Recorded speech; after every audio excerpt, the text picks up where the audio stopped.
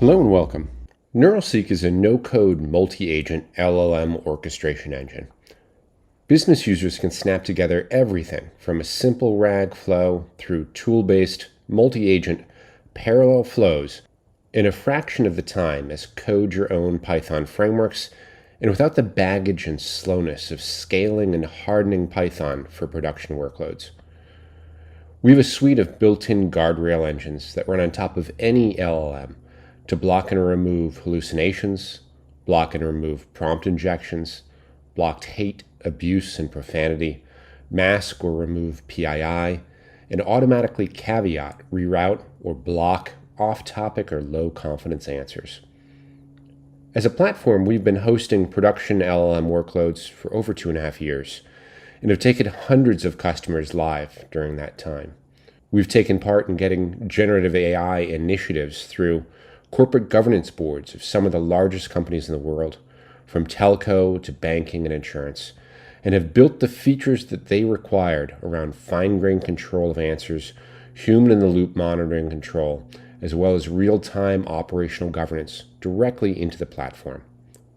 We operate as SaaS on IBM Cloud, AWS, and Azure, as well as on-premise anywhere on top of OpenShift or Kubernetes. Let's dive in deeper. Now, from the most simplistic use cases of agentic flows inside of NeuralSeek, you could have a very simplistic single-agent use case, like this one, that can quickly dive into a multi-agent flow, or a complicated flow with individual guardrails at each agent, as well as action-led flows. Let's dive in a little bit deeper. So when you start to think about multi-agentic flows inside of NeuralSeek, these flows contain individual pairings of language models, knowledge bases, and then tools or actions that will be taken after the fact. These could be RAG-based routines, or these could take any action from looking up things in databases to reaching out to external services, initiating actions, creating files, anything. NeuralSeek is unique in the enterprise guardrails that it provides to organizations. Let's take a look. So NeuralSeek contains its own proprietary semantic scoring model. This model rides on top of any large language model and compares the LLM output to the trusted source documentation and creates what we call a semantic score. It also identifies hallucination and provides direct provenance into the sources. Let's play with this a little bit. So I'm going to ask a question into the system, and this is our subject matter expert panel where we provide traceability and insights. I'll be using the Granite model on this one, and we're going to ask what's the minimum version of DB2 that's compatible with Cognos 11.9.2. If you are a Cognos expert, you'll notice that that's not a real version of Cognos, right? The model wanted to hallucinate, right? So it provided an answer here. And you can see that NeuralSeek provided direct answer provenance. Each one of these highlights directly relates to a point in a documentation where it found that information. But more importantly, we identified that this was most certainly a hallucination, and we blocked the answer. The semantic match coming out of our semantic scoring model was 0, and the semantic analysis here was auto-created, showing exactly what we didn't like about that answer. From a statistical scoring detail, all of these unattributed terms, these were the reasons why we didn't like that answer. Meaning that these numbers, these terms, these were found inside of the answer, but we couldn't prove any of them. None of them matched back to source. And these weighted together to give that 0% match score, block the answer, and then trigger our minimum confidence flow. That minimum confidence could have been a static message, or it could have been another action. We could have opened trouble tickets, we could have called out to external agents, we could have taken additional actions. It's limitless what you can do inside of the platform. Now, as this question came back, we give a lot of detail that's available at the API level. Everything inside the platform is drivable via API, and so we provide that level of depth inside of the platform. For everything that comes through the system, we automatically generate intent. So from an agentic perspective, once we identify and bucket an area to the agent that was able to solve the problem, that becomes memory in the system will automatically jump to that agent in the future. We provide direct traceability into the source, like we said, through our answer provenance. So if I ask another question here, one that will likely not hallucinate because it's well backed by our sources, you'll see that, again, answer highlighting here comes directly and fully backed by the sources. Inside of the platform, we provide direct connectivity to most major language models, and switching between them is simple, right? You can save them off as what we call proposals, check between multiple different models, and then see how answers vary based on the language model and the knowledge base that you've selected for these pieces. All of it is no code. You connect them just via API, key, and endpoint. Now, from here, we provide full human-in-the-loop control, right? So for every answer that comes through the system, we track coverage and confidence, and we allow subject matter experts to be able to come in and look at answers that come back through and actually provide their voice in. So for any specific answer that comes through the system, or any answer that they want to come through the system, they can provide an edited answer, like a human-curated answer for this piece. And at that point, that becomes push-down training for the language model underneath it. We automatically bucket these by intent that we auto-create, and we match in similar intents that come through the system. All this is configurable. From Curate as well, we can upload lists of intents and questions and answers. We can automatically generate new intents.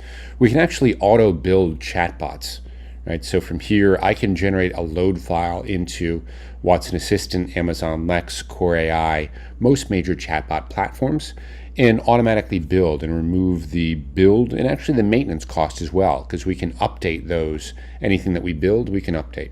Now inside the system, it doesn't have to be a straight answer, right? Instead of kicking off a RAG flow from one of these intents, we could actually call an action. And we'll get into those a little bit later on, but that's all hooked in. We provide a comprehensive governance dashboard for everything happening in the system. And this is all auto-populated from the pieces that flow through us. Now, from an executive overview, we show the overall semantic confidence, and in this test instance, we throw a lot of bad data at it. So our average is quite low for confidence. Overall question resolution, we have models inside of the system that monitor for prompt injection, and they can actually remove prompt injections. We'll talk about that in a little bit. We have PII detection and hate abuse and profanity models as well. Everything is bucketed and shown to the subject matter experts, and you can see in this test instance we've got fairly bad intents because we've engineered it that way. From a semantic insights perspective, a little bit deeper dive into how answers are formed, and then insights into the top hallucinations that we're seeing come through the system, so that on the occasion where perhaps this Cognos Administrator Guide, which may not be directly called out in the documentation, might be something that you want to allow, and that could be directly allowed from here. A lot of our customers find that we give incredible insights into the sources that information come from in their systems. Now again, everything is filtered by agent, by category, by intent. So I can drive down and find the exact location where information to form answers is coming from a RAG pattern, or on the opposing side for actions, what's driving those actions, right? And as I drive back up, I can check by date, I can check by individual capability. A lot of our customers find that this level of insight is critical. Like when we went live with NatWest Bank, they were very concerned because they found NeuralSeek was saying that they gave zero interest rate loans. And through about 2 clicks, they found that, in fact, their live website had a page on it that said they did zero interest rate loans. And we were able to direct them to the exact page and the exact URL that was live on their site just through the automated insights we provide. Now, we provide traceability that you can look through in a look-back window over time. So for each agent, for each category, What questions are folks answering? And if it's a RAG pattern, how is the documentation and insights changing? Like maybe I've updated my documentation. And for many of our customers, they change documentation on a daily or hourly basis. An important feature that we have is called replay. So for everything that we log, which is everything, we could look back in time and say, well, where exactly did that information come from? So I can look back and say, okay, well, this one. And we'll get an exact replay of that seek at that point, including all the statistical details and exact copies of the sources that went into the RAG pattern at that moment in time. This is absolutely critical for a lot of our customers, especially the ones who have a high data turnover. The ones that change their data every day or every hour. They often get in a case where their subject matter experts don't believe the system because now they've fixed the problem, and it's hard to think back and say, well, my documentation was wrong 2 weeks ago, or was it wrong? Well, we show exactly what it was, and it's very easy for them to figure out why the decisions were made by the models. It provides great traceability. Now, we provide insights into the tokens that are generated. Right? So we can provide a level of insight and predictability to cost of language models. Like we'll predict over time for the next 1,000 seeks that come through the system, here's what we expect, token generation speeds. And again, all of this is filtered by agent, by category, by date. You can see tokens generated over time, and then deep cost insights. So of the models that I have selected in, perhaps I could step down slightly in capability and slash my cost by maybe about a half. This is all generated automatically. We update model costs about weekly. For configuration, we will track every configuration change inside of the system. So from an executive standpoint, it's easy to see churn and what happened when. So for each change, we'll show exactly when it was, and then you can monitor how long you've been static in a configuration. Now, from configuration, right, adding a new model is very easy. Right? I can come in and select from all of the major providers, all of the major models. One of the key benefits of NeuralSeek is that we provide all of the prompting and all of the weighting for all of these models. So switching between a model is literally seconds. Once I have these model cards here, all I have to do is select the functions of NeuralSeek that I want to flow through those models. In each model card, we automatically determine which functions are possible because not every model is capable of every function. We provide the ability to weight balance between multiple model cards. Like let's say I have two of the exact same model cards, I can load balance between them, right? So being able to load balance between two different API keys or two different endpoints, and I can provide a weighting to those as well, right? This is incredibly important for our on-premise customers who may need to load balance between GPU boxes of varying capabilities. We connect in with most major knowledge bases. It's all no code, you select it from the box. We also provide the ability to create what we call a virtual knowledge base, which connects out to really anything you want to do. And we'll touch on that here now. Now, the mechanism behind the scenes that provides all of this is called Maestro. It's our no-code parallel processing engine. Now, this is both the mechanism for creating lots of additional features into NeuralSeek and no-code, and for providing an additional multi-agent capability of self-building agents to accomplish tasks. So typically, we'll come into a customer use case and just drop the customer use case in. Let's just try that right now.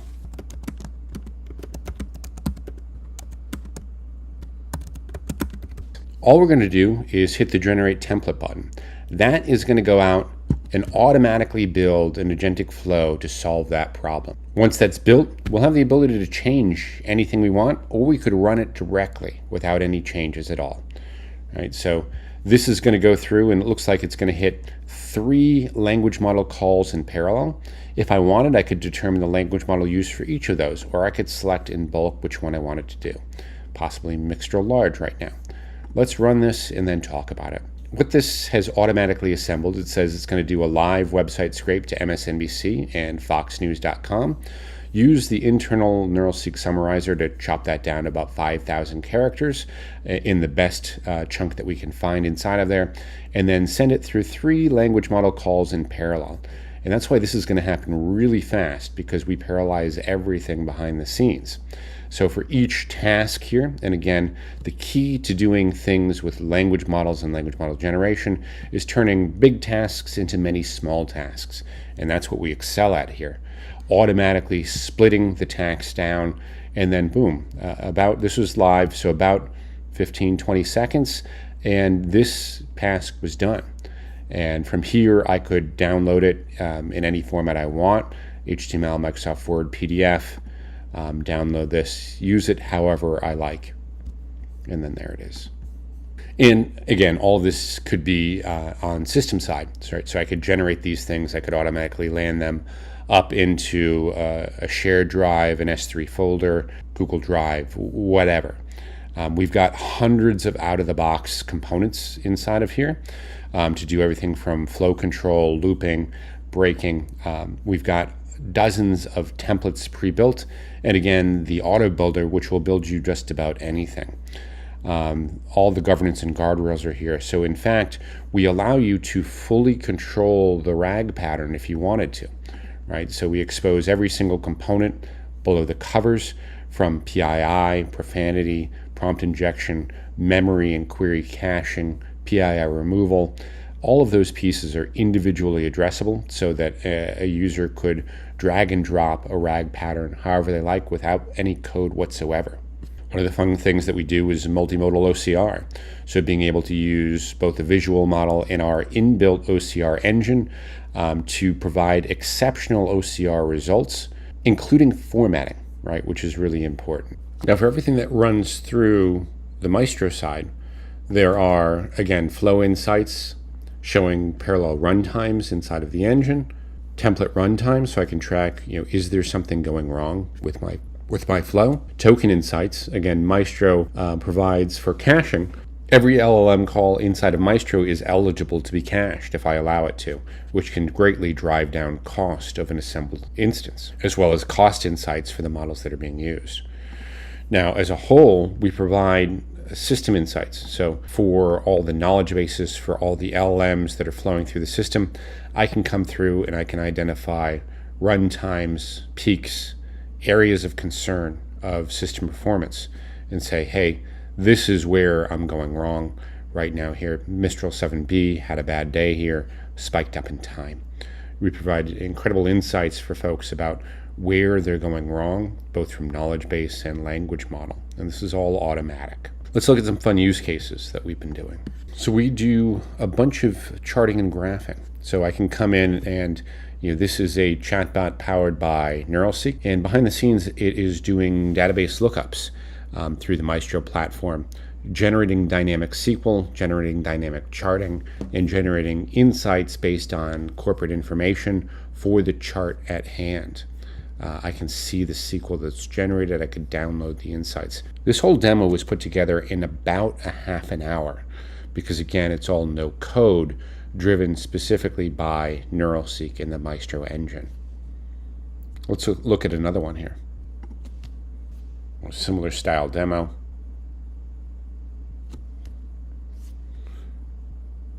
And the user could ask any question in to the chatbot.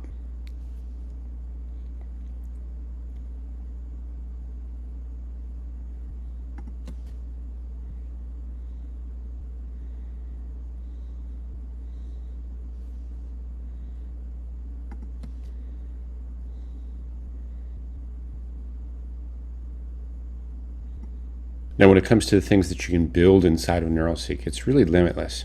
We can do direct document compares. We can iterate through documents. We've got an automatic loader for Elasticsearch, for Watson Discovery, for any database, really. And it's, again, driven by Maestro. So you could come in, open up a template, look at, let's say, our Elasticsearch loader. This will take any document that's flowing through the load pattern. Again, it could be via API, it could be drag and drop into the UI. Break it by what we call a context loop, so taking a 1,000-page document, breaking it down by token size, and then iterating upon that. You could even call a language model inside of here. These flows can get as complicated as you need to solve problems. We've got some major customers that use us for executive interview prep. So looking at several different documents, splitting, comparing them, sending off to language models, rolling through. We've got major banks that use us for individual processes. So behind the scenes in NeuralSeek, we've got specialized nodes. So our premise of making LLMs and functions actually enterprise safe is by breaking them down into proven patterns. So instead of asking an LLM to do math, we've got specific mathematical functions that will then feed by outputs of LLMs. So making sure that we have numbers that we're looking at and then using those for calculations. Like, let's look to see what's behind the dynamic SQL. All right, so we've got an example here of how to generate dynamic SQL. Coming in, looking at a data dictionary, and we've got a bunch of functions that make this easy. So this function table prep will rip down a database, turn it into structured sentences that an LLM can actually understand. Model calls, having the model actually try to generate SQL, and then specialized nodes here to extract the code from that SQL, and then run down and cleanse the SQL as well. So this is going to take in and start running this flow, and it's done. That happened really quick. Now we've got an embedded debugger, right? So every step of the way, and this can be attached over here, I can step through and see the information coming back through Postgres. We've got inbuilt secrets engines so that we can avoid spilling secrets and connection strings to the end user that can be hidden at the admin level. Seeing things like table prep, so database turned into sentences, the language model call, we track all the tokens in and out. Specialized functions like extract code, because the language model was going to generate a bunch of additional pieces above and below. We can automatically strip all of that. SQL cleansing. So we've got a specialized node here that is just built to rebuild SQL to ensure that it is syntax correct for the language that we want to talk, and then add protection, like only allowing select statements. Again, all built in. The inbuilt debugging in the parallel engine makes it really easy for a business user or an advanced business user to build these flows and be confident at what they're doing. We've got integrations in with databases and knowledge bases. All of these are drag and drop, and we add new connections every week. Plus the ability to scrape any page dynamically, make any REST calls, send emails, get emails. You name it, we've got it built in, as well as our OCR engine and document ingestion flows.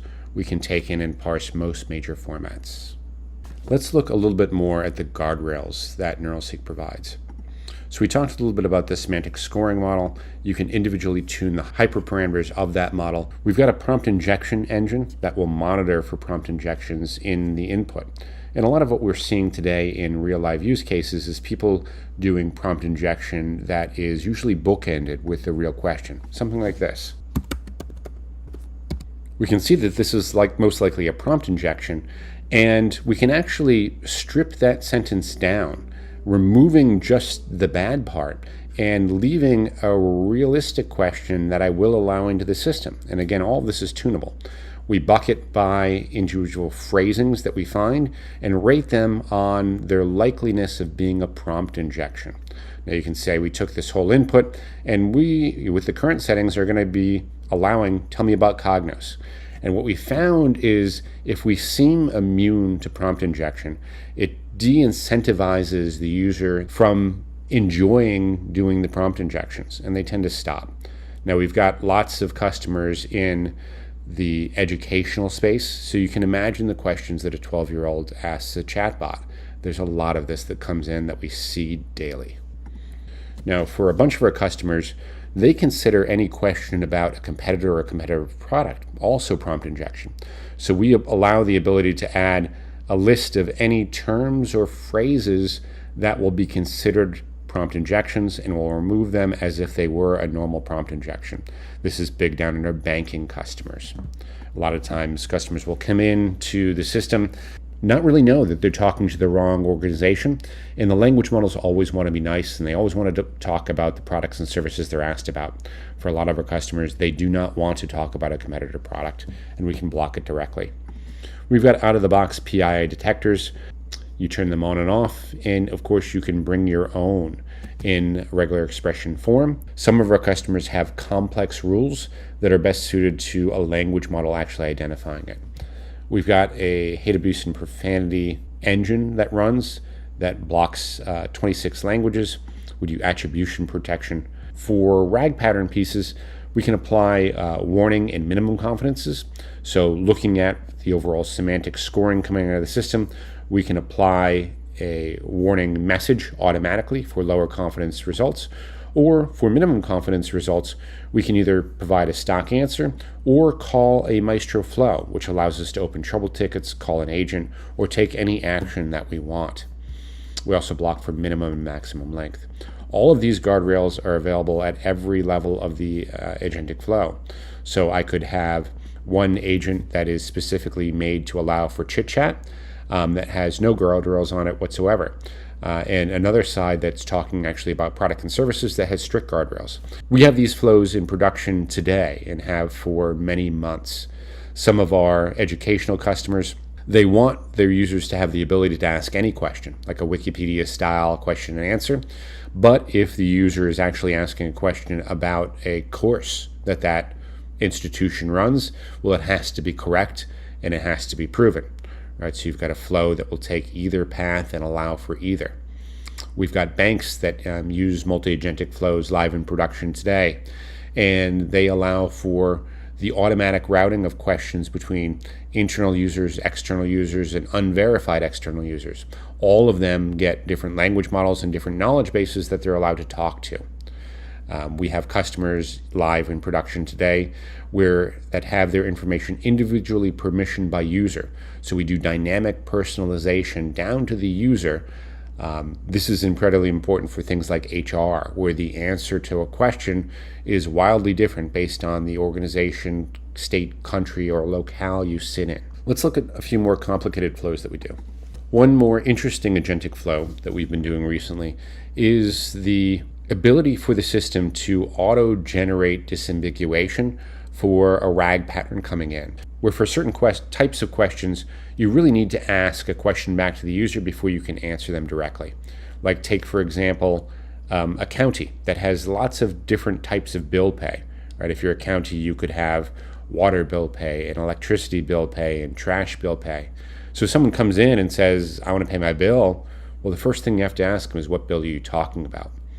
So in this multi-agentic pattern, we're actually using an LLM to front end this. And again, all no code here. So we'll ask the LLM to make a quick decision based on the documentation we're able to find for whatever question was asked. Make a call. Do I want to ask for the user to refine their question, or do I want to go try directly for an answer? So you can see in this case, we're asking the LLM to make an A/B call, conditioning on that call, and then either running a disambiguation flow, asking the model to actually create a question back to the user, or running a direct answer to them. In Maestro, you can templatize components, like as you've seen. So I've got this templatized piece here that I'm just calling from this other flow, and I can either call those in the same namespace, or I can completely isolate them off and call it in a sandbox mode, where the user can't really see what's happening and is only given the output. That allows us to do things like complicated loops within loops. Like if I want to take a document and iterate through that document multiple times at multiple depths, all of that is possible just by drag and drop here. Now, behind the scenes, right, we do run a scripting language called NTL. NTL allows for the easy drag and drop and copy paste of these components. So if I need to bang out something quickly, I can simply come in, copy paste, and do whatever I want. We've got a nice code syntax highlighting and markup here, and that directly relates back into the visual side. Again, all of these are governable. As I save these things off into a template, I can then govern that template directly, see how the run times are, see how these things are running and how many tokens are being generated. All of this is being generated by API, and I can call these things directly. Now, as I'm running these things, we actually are able to generate our own open API templates.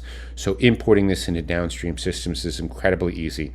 After I run it the first time, I'll automatically generate a template, which then I could use to load into any downstream system to call this flow directly via the API.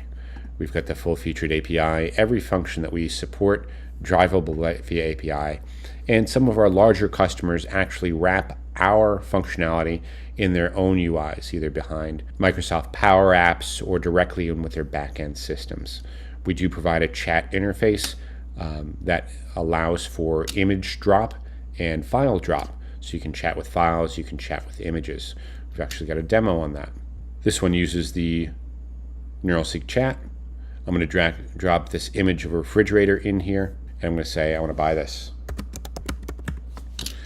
And that's going to run into NeuralSeek, run through a flow, use a multimodal model, identify what's in the picture, including the dimensions that are in the picture, run this against a DB2 lookup for that, as well as a knowledge-based search of about 1,000 PDFs that contain information about these fridges, come back and make me a sales pitch here based on something that I can actually sell the user that is in stock with a pricing. And there it is. And let's look at that flow. And this is what runs that one. So conditional, again, a multi-agentic flow where it is conditioning off of the input, either running a direct RAG pattern seek or going out to multiple language models, identifying the images, and then using that down into a stock lookup to find both knowledge and products from a database and a knowledge base. So about 4 or 5 language model calls all happening in parallel. We are SaaS on IBM, AWS, and Azure. We are an AWS certified Gen AI SaaS provider, which is a very few number of companies today. And we will be presenting at a reInvent. We've got partnerships with multiple service agencies across the world as their preferred provider for integration support, because again, most of our customers have come to us after they tried to build themselves, and that was the biggest thing. Even the largest companies with the largest development shops, they do not want to develop, they do not want to own code, they do not want to maintain code. For them, the price of a product is a fraction of the cost of the build and maintenance costs around these pieces. Python is not easy. I hope you enjoyed this demo. Thanks for your time, and I look forward to showing you more.